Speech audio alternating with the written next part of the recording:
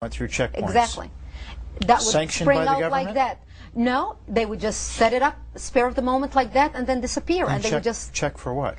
IDs. And they would look at the IDs, and in the Middle East, throughout the whole Middle East, our religion is written on our ID. Okay. On our national ID, you are either a Christian, a Muslim, or a Jew.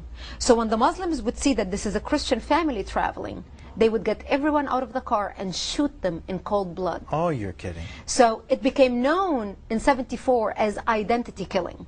And the Christians became prisoners to our own towns and communities.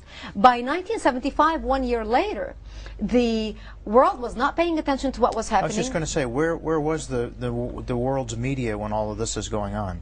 The media was located in West Beirut, the section that the Muslims controlled and the PLO controlled.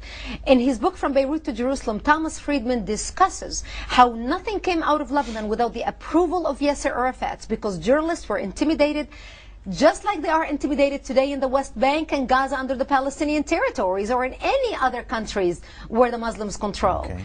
In 1975, the Muslims and the Palestinians, who happened to be majority Muslims, formed together Jaysh Lebanon al-Arabi, the Arabic Lebanese Army. And in the Middle East, the word Arabic is referred only to Muslims, not the Christians. Okay. Only today, through their PR campaign, they're trying to show that all Middle Easterners who speak the Arabic language are Arabs. Okay. That's not true. So they formed an army and they started massacring the Christians. And that's when our was life... a Christian Lebanese family? It was a Christian Lebanese family. We were living in South Lebanon at the time. The Muslims and the Palestinians surrounded our town to slaughter us, and we knew what our fate was going to be because we have seen and heard what they have done to other Christians in Lebanon, Christian towns. As the Muslims tried to take over the country, they took over the military bases and broke the military. And then they started going into the Christian cities and towns and massacring the people. They would walk into our bomb shelters. All of this under the radar, so to speak, of all the news media. The news media didn't care. When all the massacring was happening, we, the Christian Lebanese, thought the world media is going to report on this. The whole world is going to wake up. Christian America is going to come to save us. Yes. Exactly. Rome, the Pope, the Vatican is going to come save the Christians. Mother France, we used to call Mother France because we got our independence from France, is going to come save the Christians. No one paid attention, while the PLO was funneled to the tune of millions from Arab money, the oil wealth being pumped into the PLO, as the Arabs used the PLO as pawn, as a propaganda campaign to kind of basically distract the Arab population as to what was happening in their country and focus on the Palestinian issue as a thorn on the side of Israel.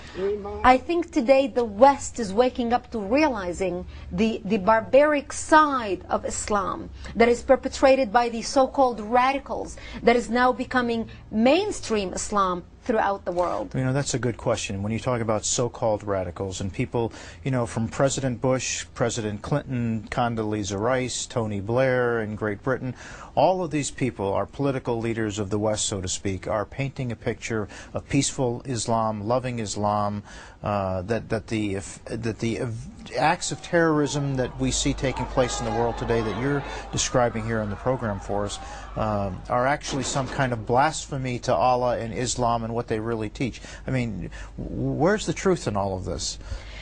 Well, the truth is our leaders are so politically correct, we need to get every single one of them out of office and put leaders in there who have the moral clarity and the courage to identify the problem and to lead. We are at a time in history when we need leaders, not people who are speaking politically correct to appease our enemy or not to offend our enemy. I believe, David, political correctness is a disease and it belongs in the garbage, and this is where we need to put it, and we need to start identifying the enemy and calling a spade a spade.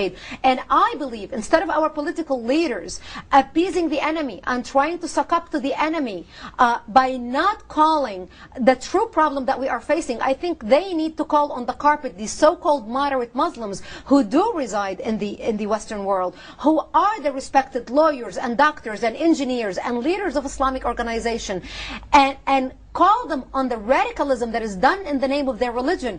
Where are the massive demonstrations in the Western streets, be it in Australia or in America or in Canada or in Paris or in London, basically sending a message to the radicals in the Middle East, condemning the terrorist organizations by name, not giving us some empty rhetoric about we as Muslims condemn this action. Where are the demonstrations by the thousands? I can understand why maybe oppressed people who live under Islamic regimes such as Saudi Arabia or Syria or Egypt or Jordan are afraid to demonstrate.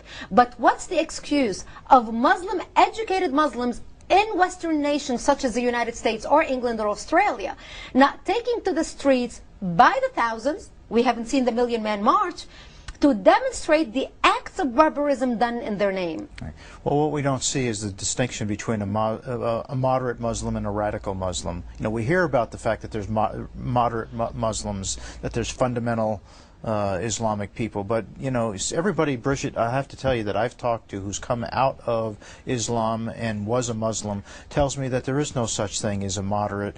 You either believe and practice the Quran and the teachings of Islam, or you don't. I mean, it's just like Christians today. There are many people who consider themselves Christians in this country. Do they really follow the teachings of the Bible? Do they really live their life out for Jesus Christ? No. Are they sold out to the Lord? No. Would you call them moderate Christians? Would you even call them Christians? I don't want to get off into that theological question, but the same thing's true in Islam. You either are or you aren't. Exactly. You know, I believe, David, actions speak louder than words. We need to watch what the moderates' actions have been since September 11th. 9,000 terrorist attacks in the name of Islam have been perpetrated since September 11th around the world. 9,000. Where are the voices of the so-called moderates condemning that barbarism? Well, none. The difference. Let's pick up there tomorrow. Where are those voices? Because we're running out of time. Brigitte, you're going to have to stay for more than one program, if you would. We're going to be talking more with Brigitte Gabriel about why they hate. I'll tell you what, you're in for some pretty startling information on the program. Don't go away. We'll be right back.